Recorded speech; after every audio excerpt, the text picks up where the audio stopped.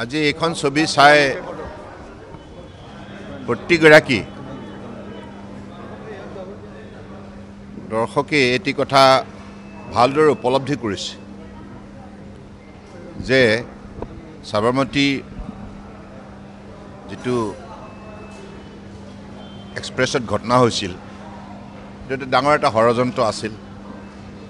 তাত কেনেধৰণে নিৰীহ লোকৰ সেই ষড়যন্ত্ৰত মৃত্যুৰ মুখত পৰিছিল আৰু সেইসকলক আজি এই ছবিৰ যোগেদি শ্ৰদ্ধাঞ্জলি জ্ঞাপন কৰা হয় আৰু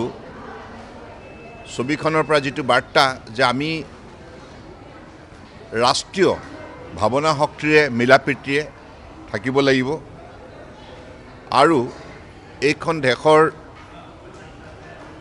যেটো শক্তি এই শক্তিটো অটুট ৰাখিব লাগিব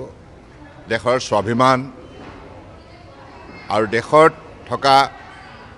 নিৰীহ লোকে ন্যায় পাব লাগিব গতিকে মই ভাবো যে এটো এটা খুব সুন্দৰভাৱে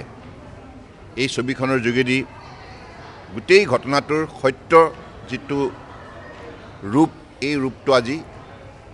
প্ৰদৰ্শন কৰা হৈছে মই ভাবো ছবিৰ নিৰ্মাতাও খুব সুন্দৰভাৱে ছবিখন নিৰ্মাণ কৰিছে আৰু ইয়াত যিসকলে অভিনয় কৰিছে তেখেতসকলেও খুব সুন্দৰভাৱে অভিনয় কৰিছে গতিকে এই ছবিখন চালে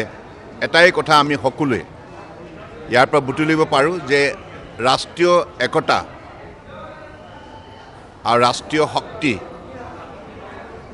এই কথাখিনি আমি সকলোৱে উপলব্ধি কৰিব পাৰোঁ আজি যেহেতু গুদ্ৰাকাণ্ড হোৱা প্ৰায় 2002 চনত যে গুদ্ৰাকাণ্ড হৈছিল তাৰ লগত সংগতি ৰাখি যিখন ছবি নিৰ্মাণ কৰিলে সঁচাকৈ আজি এই ছবিখন চাই আমি যথেষ্ট কিছু কথা অনুভৱ কৰিলোঁ যেহেতু গণতন্ত্ৰৰ চতুৰ্থ স্তম্ভ আমাৰ যেহেতু সংবাদদাতা আৰু সেই সংবাদদাতা কিছু সব নহয় আচলতে শেহতীয়াকৈ ছবিখনৰ জাজমেণ্ট আমি নাপালোঁ যেটো জাজমেণ্ট কোৰ্টৰ যেটো জাজমেণ্ট সেই কোৰ্টৰ জাজমেণ্টটো নাপালোঁ যদিও শেহতীয়াকৈ গণতন্ত্ৰৰ যি চতুৰ্থ স্তম্ভৰ যেটো শেহতীয়া তেওঁলোকে যেটো মিডিয়া ফোকাছ কৰিলে তাৰ জৰিয়তে গুদ্ৰাকাণ্ডৰ গোটেই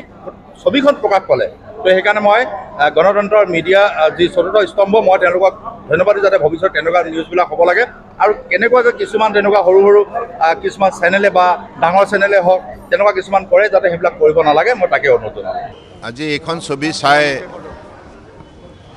প্ৰতিগৰাকী দৰ্শকে এটি কথা ভালদৰে উপলব্ধি কৰিছে যে সাবৰমতী যেটো এক্সপ্ৰেছত ঘটনা হৈছিল যেটো ডাঙৰ এটা ষড়যন্ত্ৰ আছিল তাত কেনেধৰণে নিৰীহ লোকৰ সেই ষড়যন্ত্ৰত মৃত্যুৰ মুখত পৰিছিল আৰু সেইসকলক আজি এই ছবিৰ যোগেদি শ্ৰদ্ধাঞ্জলি জ্ঞাপন কৰা হয় আৰু ছবিখনৰ পৰা যেটো বাৰ্তা যে আমি ৰাষ্ট্ৰীয় ভাৱনা শক্তিৰে মিলাপ্ৰীতিৰে থাকিব লাগিব আৰু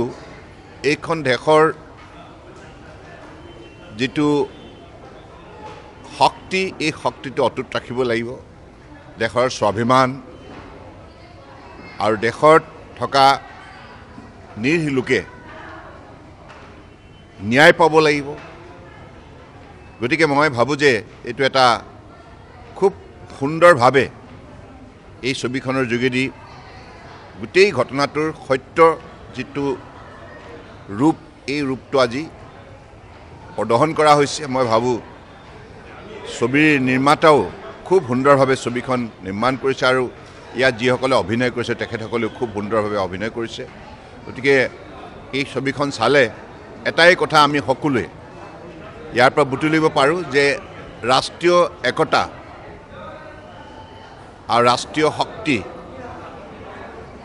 এই কথাখিনি আমি সকলোৱে উপলব্ধি কৰিব পাৰোঁ আজি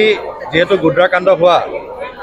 প্ৰায় 2002 চনত যে গুদ্ৰাকাণ্ড হৈছিল তাৰ লগত সংগতি ৰাখি যিখন ছবি নিৰ্মাণ কৰিলে সঁচাকৈ আজি এই ছবিখন চাই আমি যথেষ্ট কিছু কথা অনুভৱ কৰিলোঁ যেহেতু গণতন্ত্ৰৰ চতুৰ্থ স্তম্ভ আমাৰ যেহেতু সংবাদদাতা আৰু সেই সংবাদদাতা কিছু সব নহয় আচলতে শেহতীয়াকৈ ছবিখনৰ জাজমেণ্ট আমি নাপালোঁ যিটো জাজমেণ্ট কোৰ্টৰ যিটো জাজমেণ্ট সেই কোৰ্টৰ জাজমেণ্টটো নাপালোঁ যদিও শেহতীয়াকৈ গণতন্ত্ৰৰ যি চতুৰ্থ স্তম্ভৰ যিটো শেহতীয়া তেওঁলোকে যিটো মিডিয়া ফ'কাছ কৰিলে তাৰ জৰিয়তে গোদ্ৰা কাণ্ডৰ গোটেই ছবিখন প্ৰকাশ পালে। তো সেইকাৰণে মই গণতন্ত্ৰৰ মিডিয়া যি চতুৰ্থ স্তম্ভ মই তেওঁলোকক ধন্যবাদ যাতে ভৱিষ্যত তেনেকুৱা নিউজবিলাক হ'ব লাগে আৰু কেনেকুৱাকৈ কিছুমান তেনেকুৱা সৰু সৰু কিছুমান চেনেলে বা ডাঙৰ চেনেলে হওক তেনেকুৱা কিছুমান কৰে যাতে সেইবিলাক কৰিব নালাগে মই তাকে অনুৰোধ জনাওঁ।